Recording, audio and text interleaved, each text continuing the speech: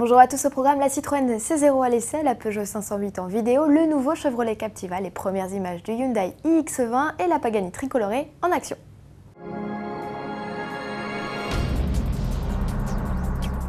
Avant de débuter, clin d'œil au JT d'Autoplus.fr qui fête aujourd'hui ses 3 ans. Merci à vous de nous être si fidèles et toujours plus nombreux chaque jour.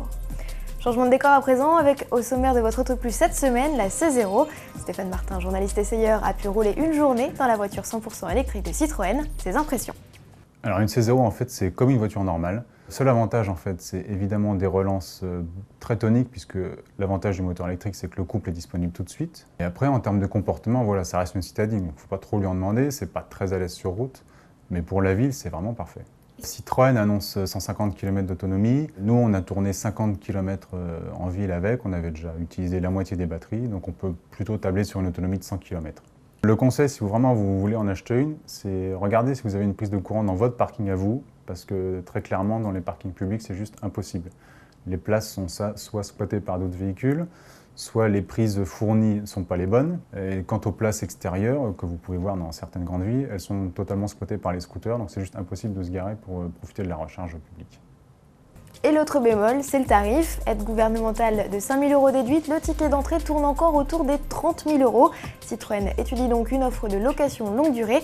Tarif annoncé 459 € par mois pour 5 ans, à suivre. La Peugeot 508 et sa déclinaison break débarquent en vidéo à quelques jours de l'ouverture des portes du mondial. Un clip promotionnel en noir et blanc dégoté sur la toile. La vidéo met en lumière les atouts de la remplaçante de la 407 et de la 607, bientôt à la retraite. On fait ainsi la part belle aux nouveaux équipements, type accès démarrage sans clé, ainsi que l'affichage tête haute. À l'extérieur, ce sont les phares à LED et les feux façon griffe qui tiennent la vedette. Enfin, le constructeur n'oublie pas de glisser une image de son système d'arrêt automatique du moteur, un équipement inédit sur la berline de série avec le iHTI 112 chevaux, première livraison 2011. Chevrolet a révélé son carré d'as pour le mondial de l'auto. Après l'Orlando, la Cruze 5 portes et l'Aveo, voici le Captiva.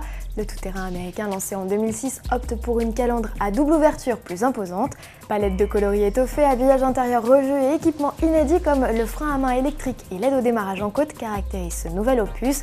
Sous le capot, ça bouge aussi avec pas moins de 4 nouvelles motorisations, dont un V6 essence de 258 chevaux et 2 diesel de 163 et 184 chevaux, avec au choix transmission 2 ou 4 roues motrices arrivées au printemps.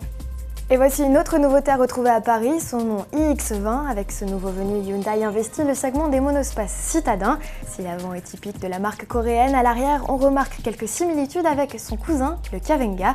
De série, le iX20 devrait recevoir climatisation OSP et système start-stop.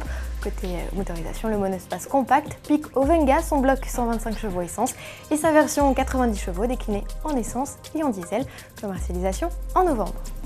On clôture cette édition avec une magnifique vidéo Pagani. Pour fêter les 50 ans de la patrouille de l'armée de l'air italienne, le constructeur a développé une édition spéciale de la Zonda. La tricolorée réopérable à sa coque carbone, ses bandes aux couleurs du drapeau italien et son V12 de 678 chevaux jouent ici les filles de l'air en compagnie des avions de chasse. Un splendide ballet à retrouver en intégralité sur YouTube. À demain!